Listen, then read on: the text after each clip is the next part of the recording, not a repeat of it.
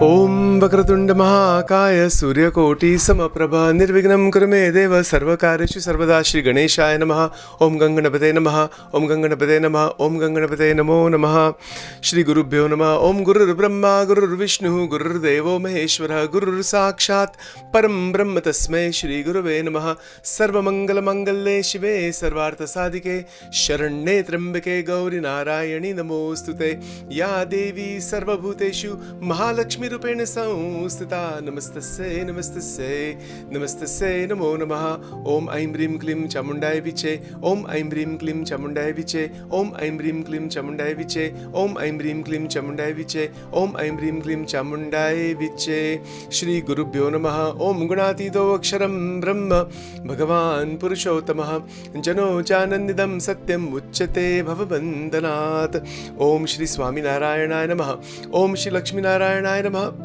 Om Shri Krishna Narayanaya Namaha Om Shri Radha Krishnaya Namo Namaha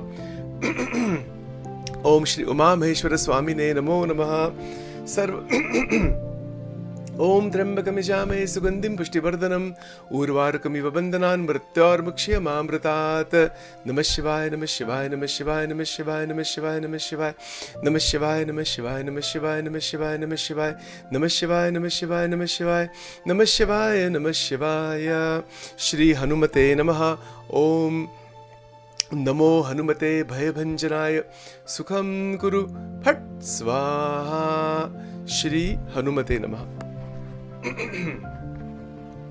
Welcome to Nitya Satsang. Today is the 8th of December 2022.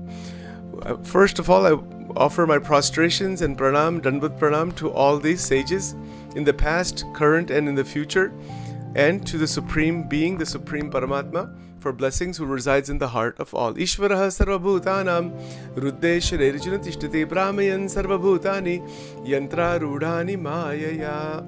Shri Krishnaya Namaha. So, we are continuing our exploration of VIVEKCHUDAMANI. And in doing so, we are examining these sadhanas of different types, particularly Sabij sadhana, meaning sadhana that is going to expand our awareness, increase our energies, take us into a much more fruitive, much more developed state of the mind, of the brain, of our consciousness, etc. This is called Sabij, meaning that we are planting seeds and that they are going to grow. That is an analogy. It's actually referring to the awakening of the dormant potentiality within us. This is what it really comes down to. Just as a seed, it really has within it the potentiality of a massive, massive tree. We've seen these 90-year-old trees, 100-year-old trees, huge, tremendously strong trees, and they have so many branches and thousands of leaves and whatnot. Similarly, in our life, the planting of the Bij mantra, the planting of mantra sadhana, planting in quotation I'm putting, that is going to allow for the potentiality in the human body to reach its culmination. This is the point. So to do so, we have been examining mantra sadhana, of course. And as I mentioned last time, there's mantra, yantra, tantra. These three are connected also. Yantras are those different, those geometric shapes that are present, and then different pujas are done. But again, mantras are also used with that too.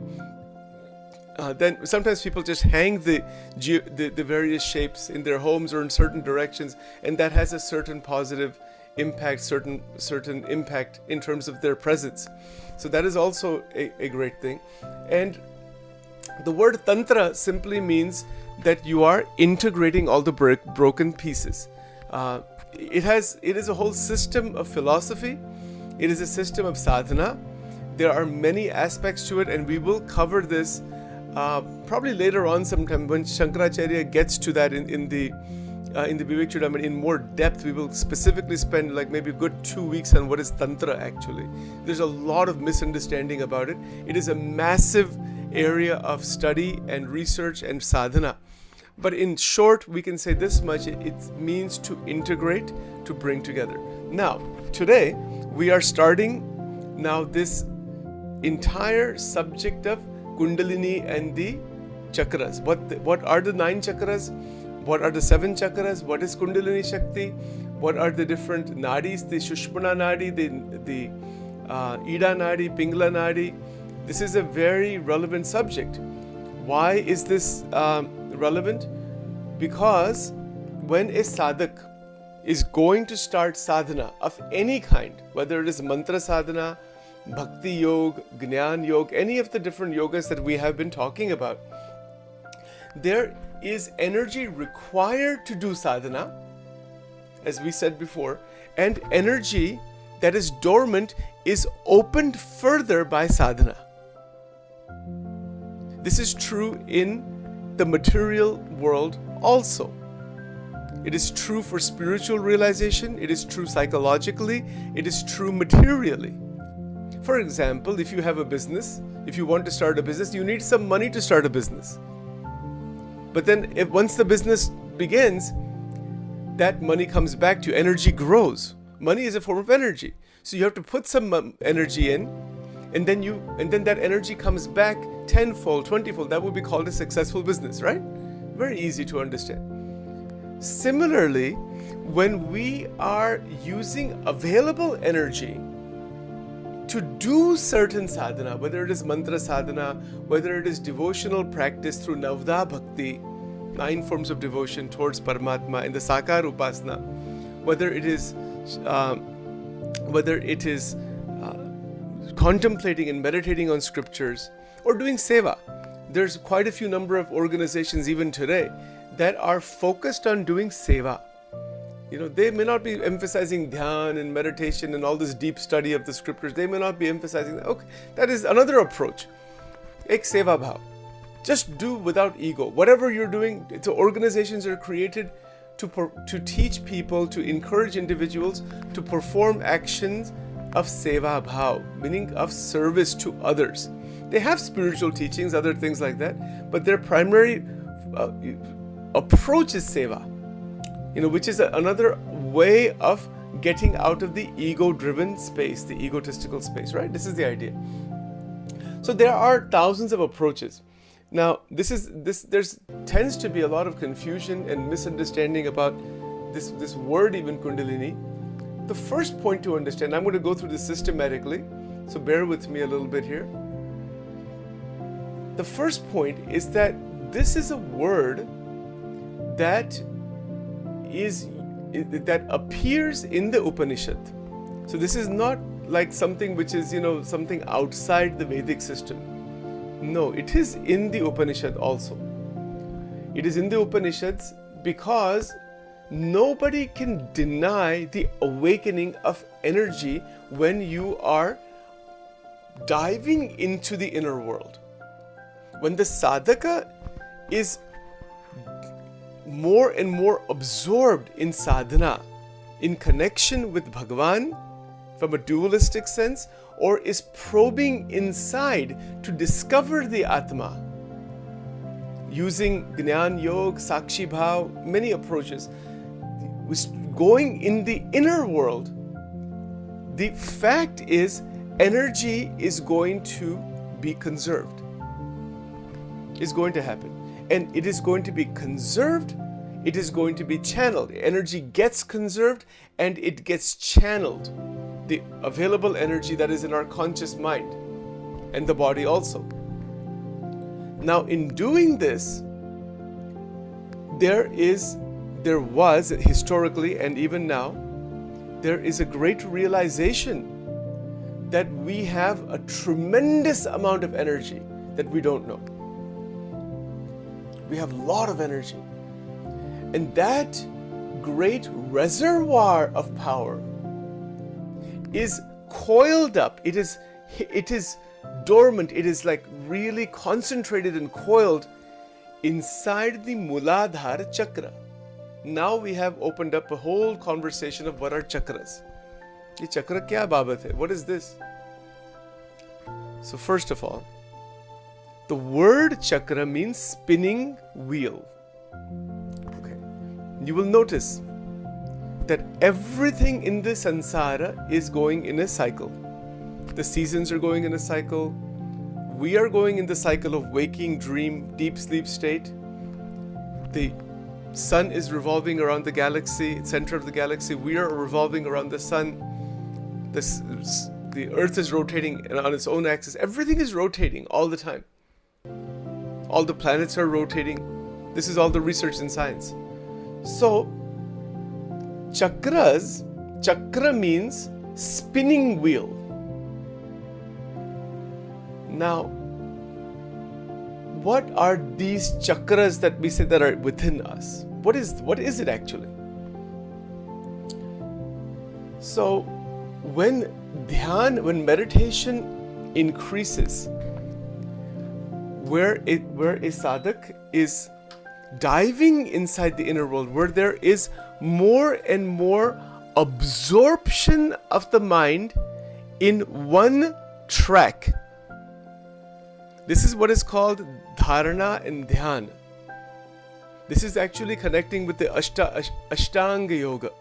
Dharana means that you're holding an ideal in your mind and you are keeping your mind in that realm only.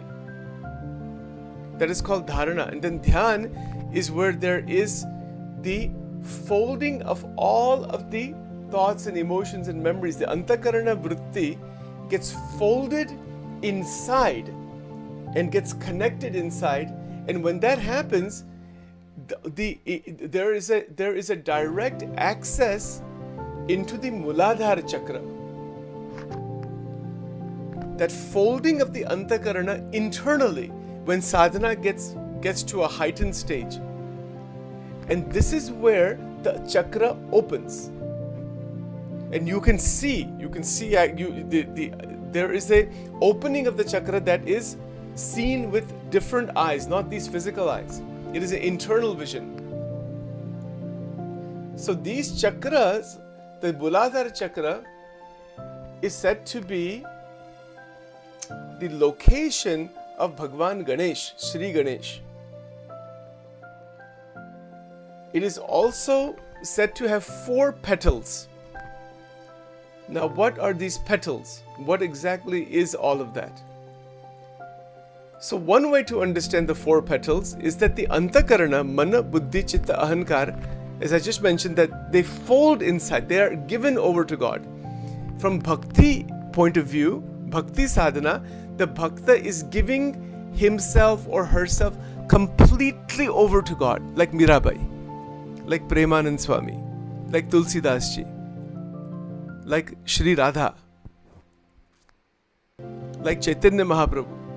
They have given their self completely to, not 99%, 100% samarpit, 100% giving over. You know what, when we say we want to offer something to God, we offer fruits and things like that, prasadam and all those things, those are beginning stages. In reality, it is the offering of the antakarana to Paramatma. This is what Ramakrishna Paramahansa did with Goddess Kali. He offered his entire existence at her feet. Jesus offering his entire existence at the feet of God. So many teachers, Guru Nanak, same thing. The great sages from the south, the great Vaishnavas from the south. Look at their poems that they have created. In Gujarat, you have Narsiya Mehta, who is a devotee of Bhagwan Sri Krishna.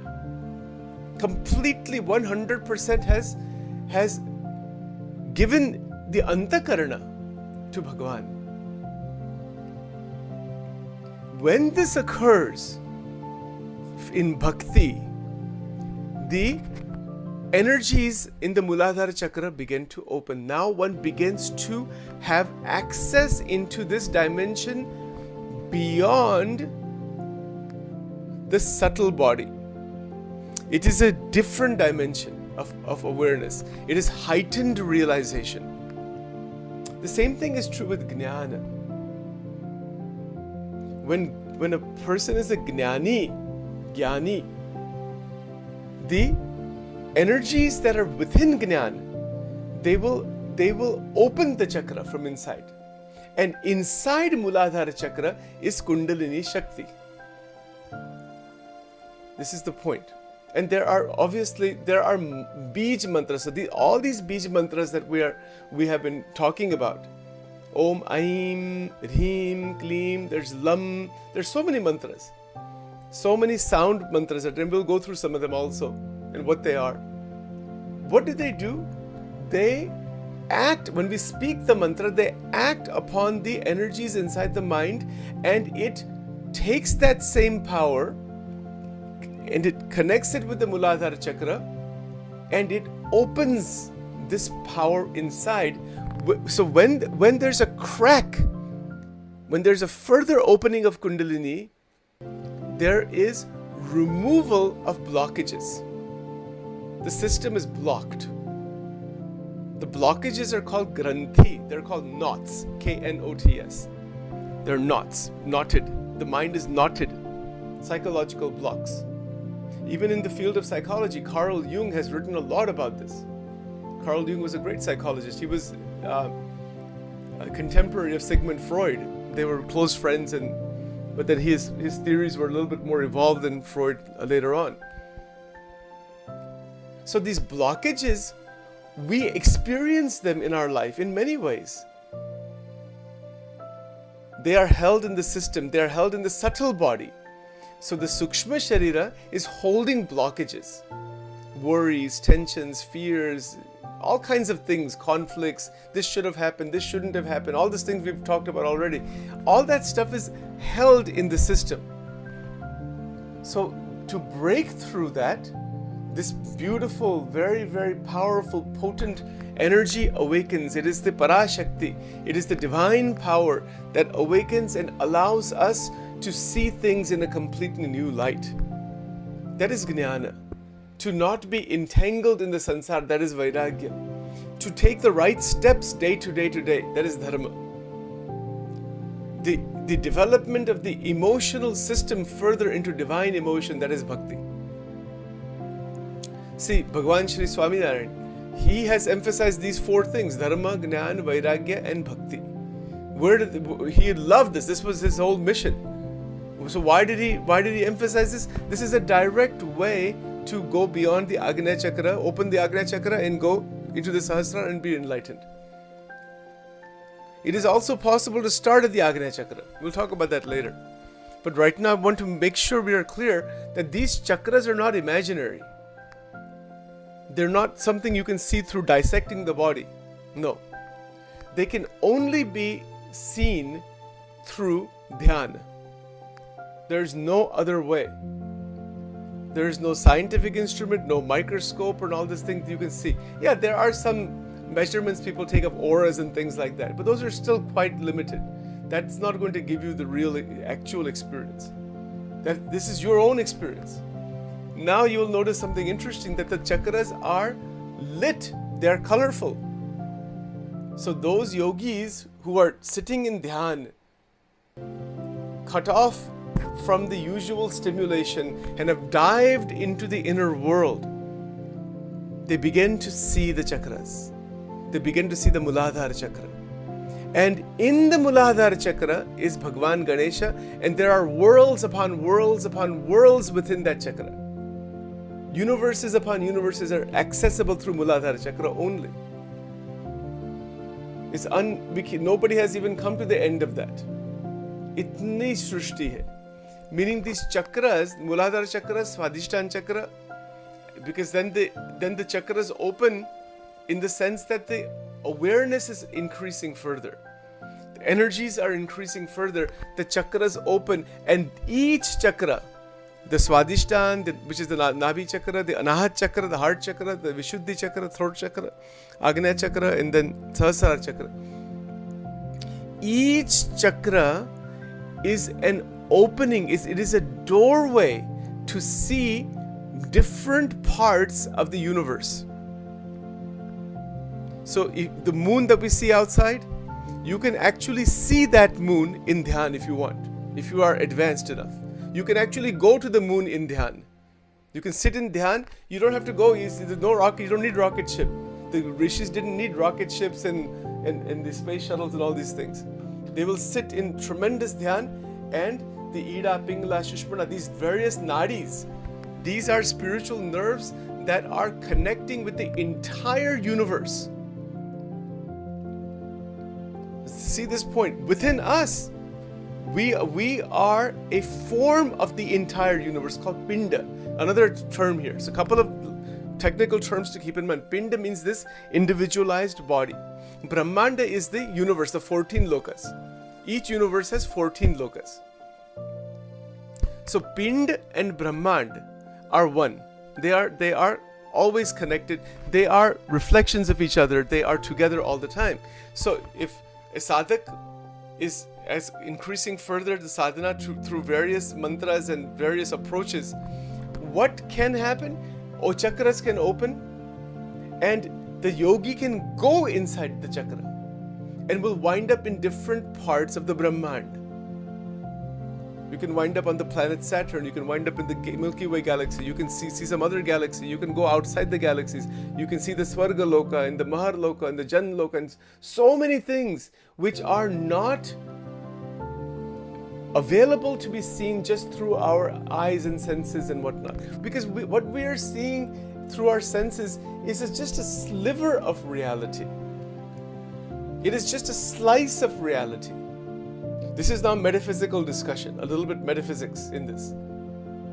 That's why I said bear with me. This is a difficult thing to describe, but it is also very mystical. Is that people say, how do you know that? You have to go into the inner world, you'll find out. But when we go into the inner world, the block of the subtle body is so much, Sukshma Sharir. Our own content of consciousness blocks us from going over there. But once we cross that, then the chakra system opens up. The nadis. Nadis are spiritual nerves. In the Ida Nadi, Pingla Nadi, and the Shushmana Nadi. These are the three main nadis. And there's energy that is flowing within them. That energy is what is causing the rotation of the chakras. But now there's more to this than that. Who we actually are is this Atma, as Shankaracharya ji is saying.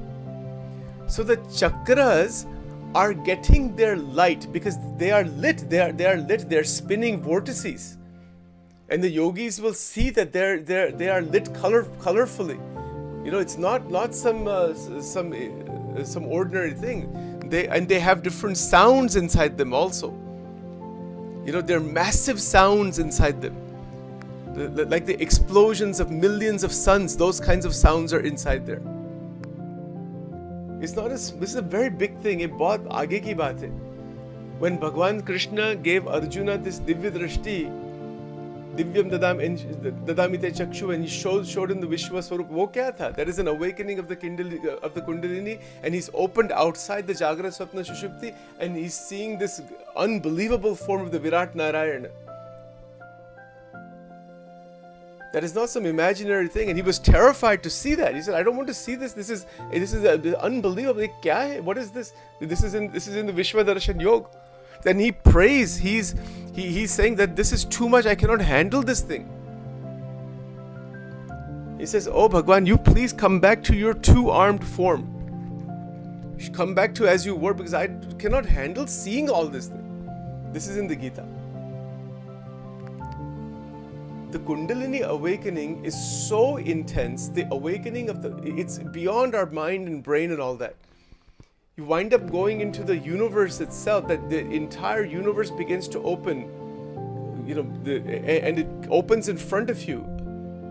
And as it opens, there is so much spiritual experience. Now, what can happen in this is that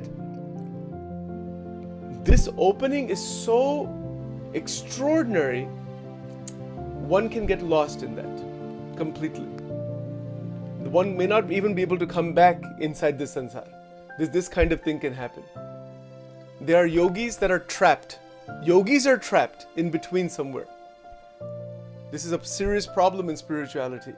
If this energy and everything awakens completely, this is why upasana of Bhagwan is necessary.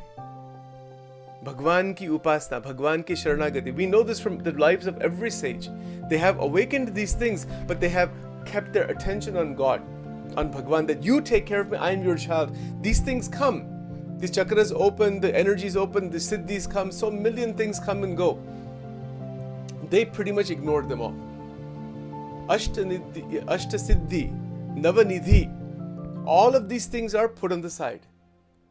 If the yogi gets involved in that, one will get lost in that.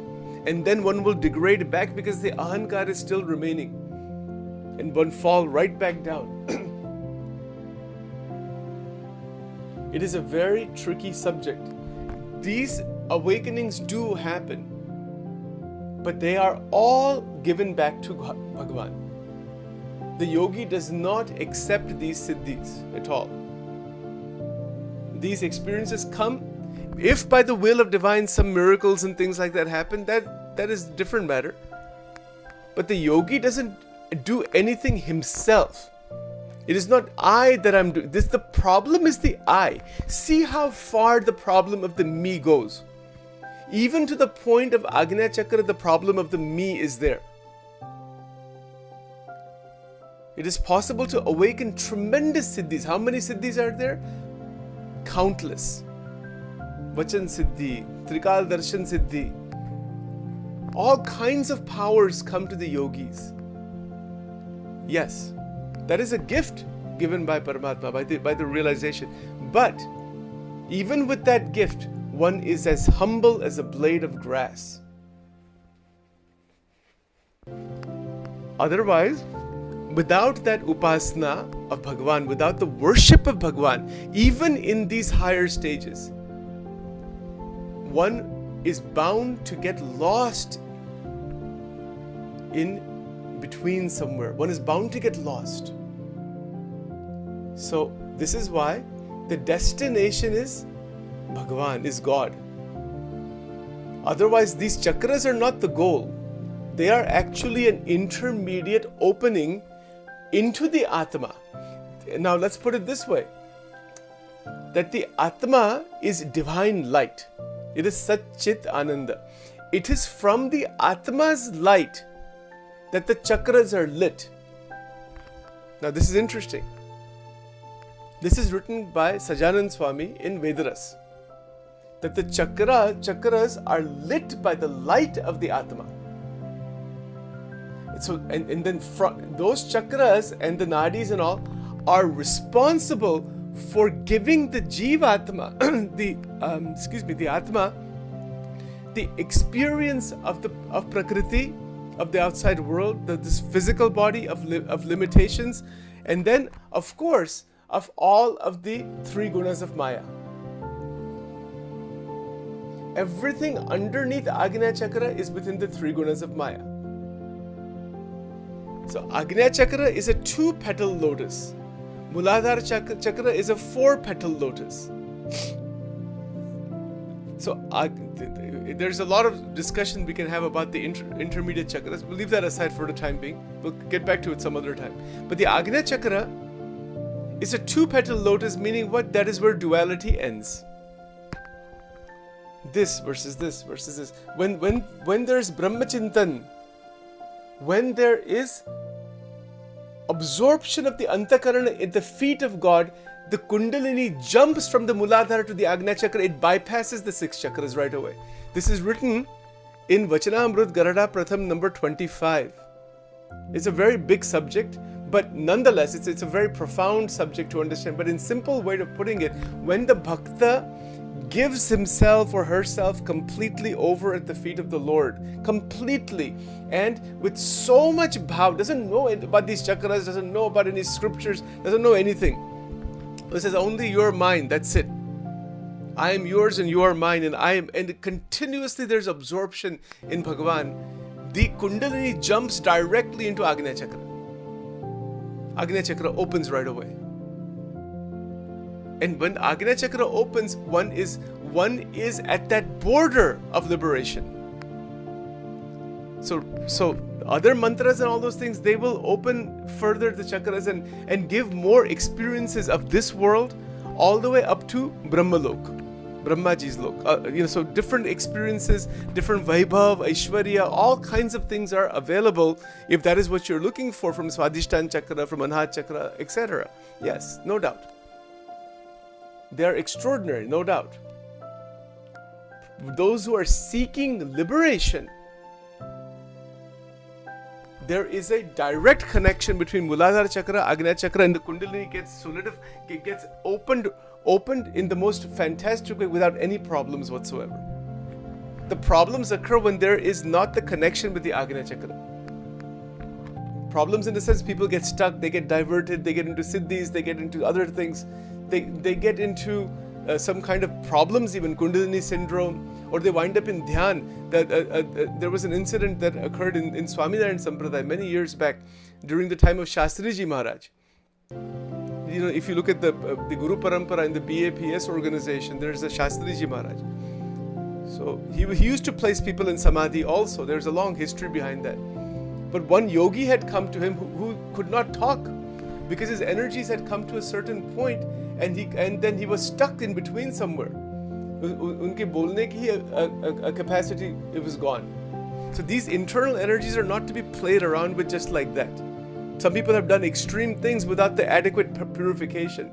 Isiliye sadhuta, saintliness is absolutely essential in sadhana. No ego-driven activity, no negativity towards anybody, no kind of a block inside, and upasana of Paramatma. So anyway, that sadhu had come to Shastriji Maharaj, and then he blessed him and did something at that point and unblocked him basically. This is just my opinion. 90% of the people on the spiritual path are trapped with these blocks. They're stuck somewhere. So to not be stuck, the most direct way is to go to the feet of the Lord, of Bhagwan, kisi bhi swarup, and say, I am yours, you please take care of me. I am completely yours. And that is Bhakti Yoga. Bhakti Yoga bypasses all the chakras and starts at Agnya Chakra. It bypasses even all of the actual, this yam, niyam, asan, pranayam, pratyahar, dharana. It bypasses those six stages of Ashtanga Yoga. That is the power of bhakti. It is the most direct path. But that bhakti needs to be supported by Jnana and Vairagya and by Shakti. Then everything is beautiful. Then there's no problem, there's no issue. One experiences relatively quickly Ananda. And yes, these experiences will come. At night time they will come, during the daytime. Some mystical experiences do come. But the yogi doesn't pay any attention to them. They're of no consequence. They come and they go. There are so many intermediate things that come and go. Because the destination is the Atma and Paramatma. Akhanda Ananda, Akhanda Jnana, Divya Anubhuti. That is the destination. And see, when one is in that stage, at that level, the way it is described in many scriptures, including in Vachanamrut, that within you as the Brahman, infinite universes are there. Where's the issue of one universe?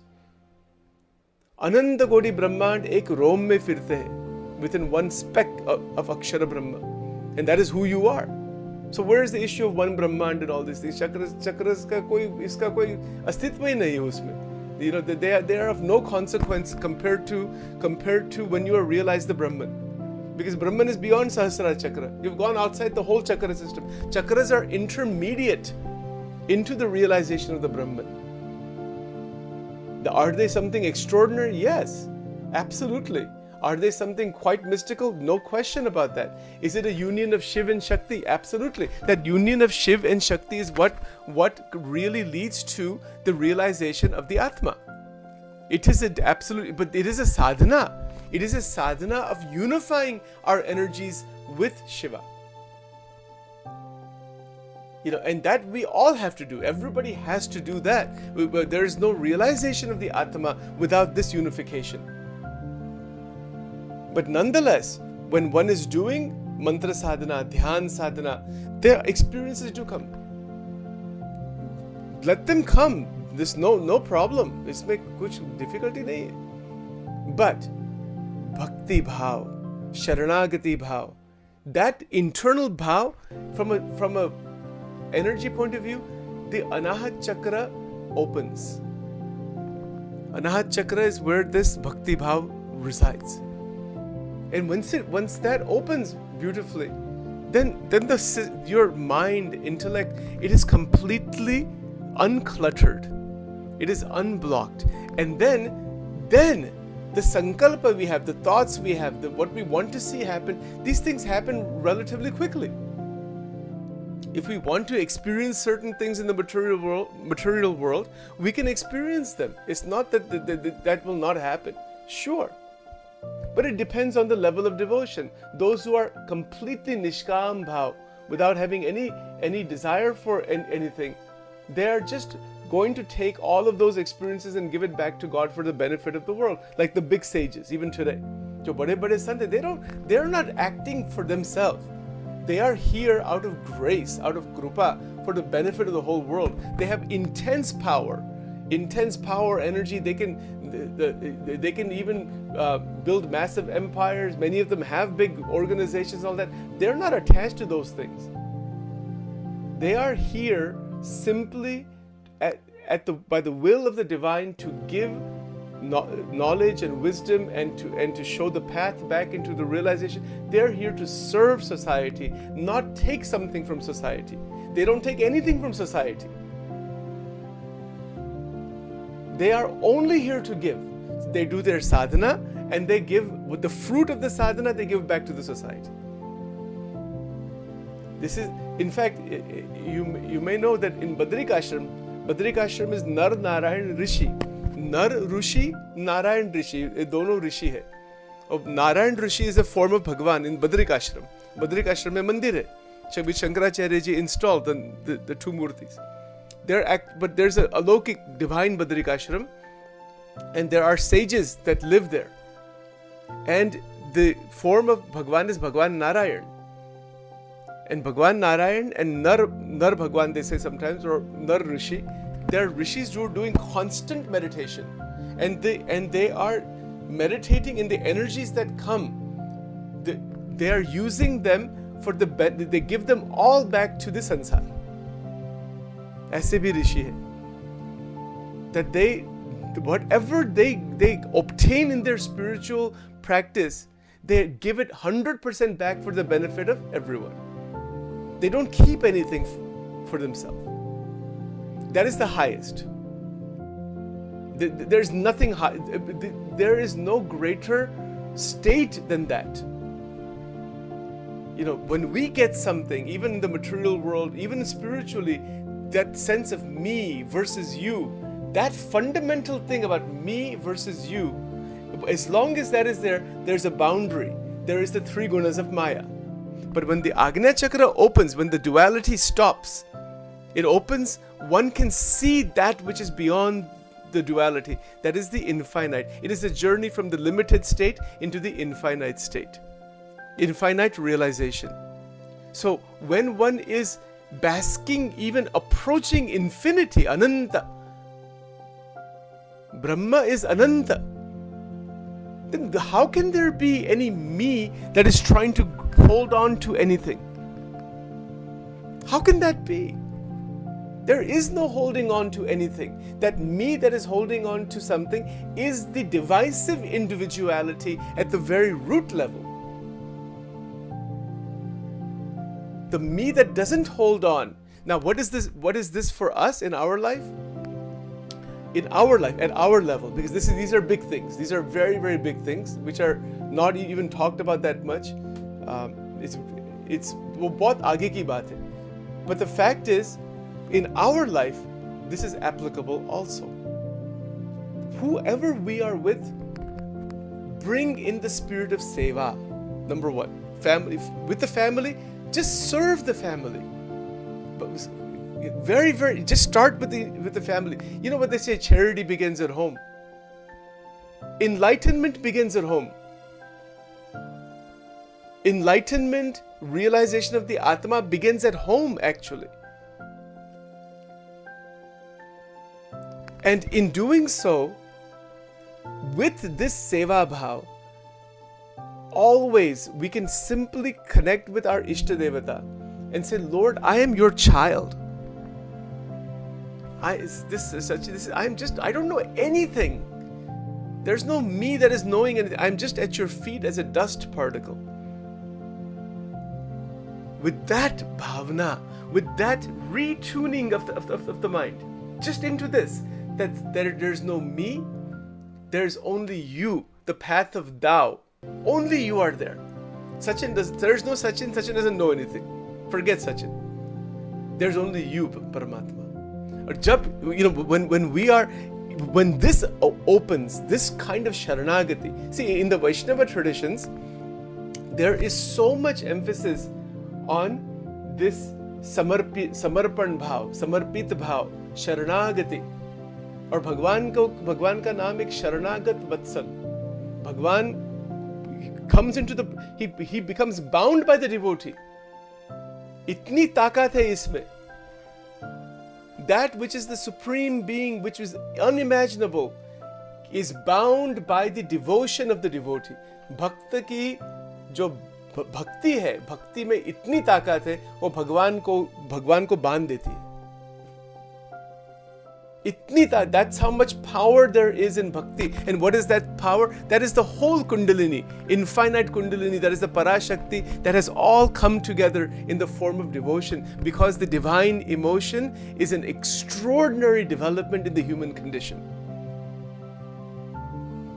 There is no greater achievement or greater development when emotions flower into divinity.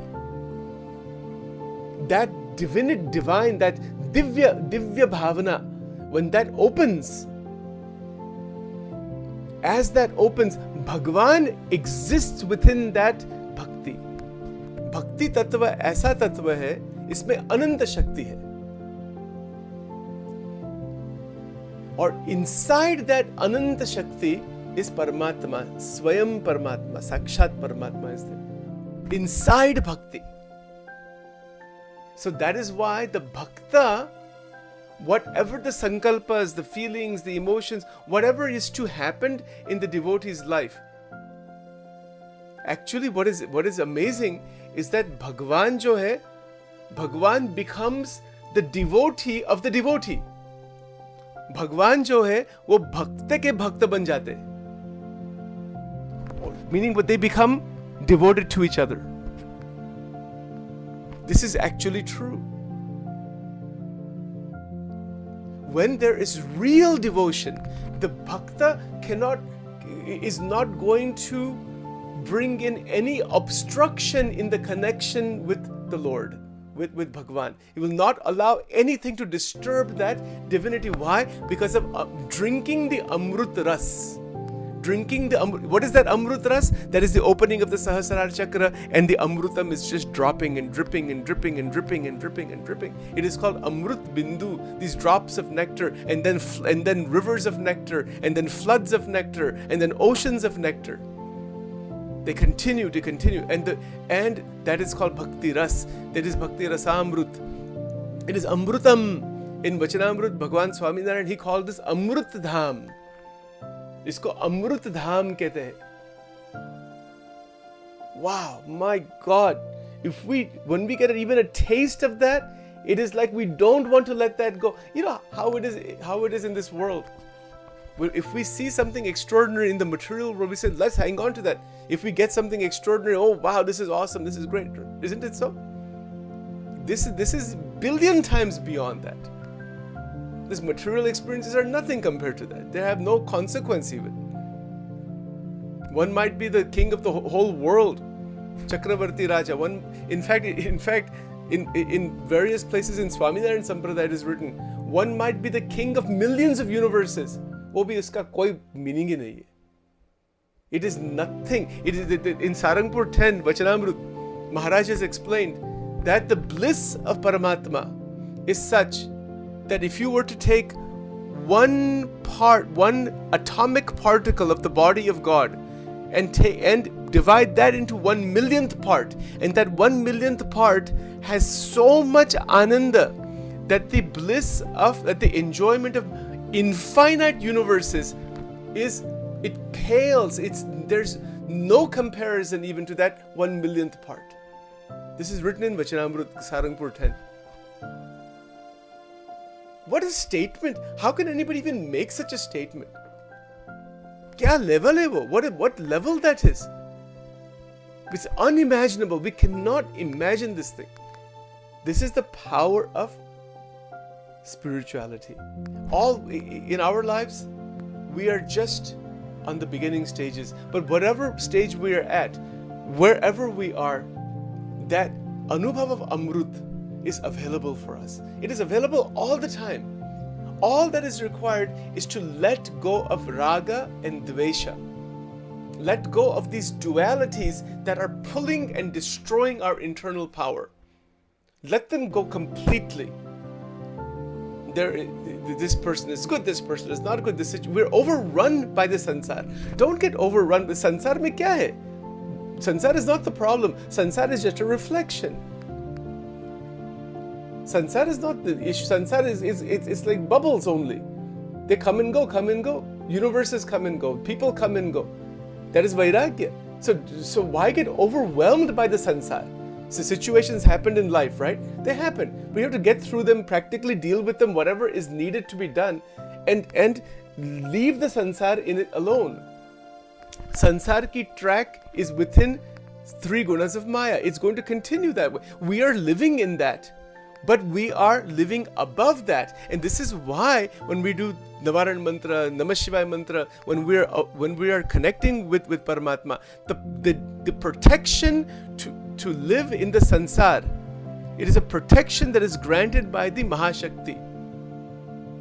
To live in the sansar so that the sansar doesn't disturb your path into the Sahasrar and beyond. That is a special protection given by the goddess, and only the Devi can give that protection. Nobody else can give that. It's only her, because she's in charge. That divine power of Prakriti is Devi. Other gurus and other things are there, but that is also only part of that only one power. It is a protection, and without that protection, one cannot go there. Also, Sachin cannot sit in the space shuttle with shorts on and a t-shirt on and say, "Okay, I want to go into outer space." I'll be dead if I do that. I have to have a space suit and there be so much training and so many things are there. Then I can go into outer space. That is why the protection for the sadhaka is granted by the goddess, by Devi. She grants that protection so that the disturbances of Prakriti do not affect the sadhaka. She is in charge of the whole jail of Prakriti. That this sansar ek durga hai. It is a massive prison of the 3 gunas of Maya. Everybody is trapped in there. We want to out of that prison. The sadhaka that wants out of it, she's ready to open the door. No doubt. Mahamaya will open the door into the Brahman. It's very interesting. She will open the door. If you want that door to be opened, she will open it for you. But we are not even clear. Most human beings don't even know anything about this. But once we realize that, oh my God, there is a realization beyond all of these limitations, then that door opens into the Brahman. And that opening of that door, meaning what it is releasing, she releases. It is a release from the clutches. And as soon as that release occurs, you are the Atma Soham, Shivoham, Ayam Atma Brahma. All the Upanishads, the Bhagavad Gita, all the sages, everything is right in, that is you. That is Advaita Vedanta. Usi ko hi Advaita Vedanta kehte hain. That is who you are. You are that supreme consciousness. As soon as Mahamaya releases you, you are in that supreme state. And in that supreme state, one is not in an ego state. The body, the mind, the senses are functioning through the light of that state. As far as the prarabdha karma continues, the force of the prarabdha karma, but no new karma is created. So the body remains for some time and then the body goes. The body is just shell. It's made out of matter. It is going to go. But it will go in such a way where a new body is not created. Where coming back into the Garbhavas is not going to happen, taking some other form in the Brahman. No, one is outside the 14 lokas. See, Shankaracharya ji mentioned before in the earlier verses, Vairagya up to Brahmalok. Everything that comes into the Swargalok and all of that, one has Vairagya from that too. And that pure Vairagya is where the Atma Tattva shines. Is it possible to realize this living in ordinary life? Of course it is. Of course it's possible. It's not anything impossible or something out of the purview. Even though there are extraordinary mystical things, all that is needed, there's only one principle, and that is to get out of raga and dvesha. Get into divine love. Do not hold attraction and repulsion, the polarities, and have only pure ananda and love. When we have that vision towards all, Bhagwan will come to you right away.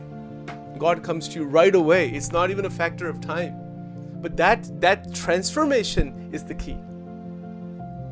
If you look at throughout the Bhagavad Gita, that is the main point in the Gita. If you look at any scripture, that is the main. Look at any great saint. They have realized that because they are not stuck in the dualities and in all of the mixture of life that most people are just rolling around in. No. They're not stuck in that. There's no bondage left anywhere. Because there's a realization that the body is also not me. If the body is not me, then what is mine? It's a realization. Of course, we have a bank account. Of course, we have we're living in the material world. Even big saints, they have organizations, they have sansthas, and they have all these different things. Okay, but those are a means to an end. They're not an end in itself. What is the end? What is the actual thing? To live in this world as a completely liberated Jivan Mukta. And in that kind of living, there is no fear, there is no tension, there is no agitation, there is no dislike towards anybody, there is no bondage with anybody, there is no tearing apart of energy at all, there is no unhappiness actually. What is there is a very open, and it is a life filled with ananda. So now the same prakriti, the same activity we were doing before is seen in a completely new light. It is not seen through fear. It is not experienced through fear, through this back and forth pulling against each other. No. That stops completely. There's no need for that. And it has to stop first. If it actually stops within us, it will stop in the family. And it will have an impact that will continue. This is a reverberating impact throughout the Brahman. That is why when big sages are there, when we say big sages, meaning what? They are evolved like this. They have gone through various sadhanas. They are in that state where they're bordering or touching the infinite consciousness. And so they are living here for only the blessing, for only the service of the entire sansar. This is the point. So anyway, we've gone over time today a little bit.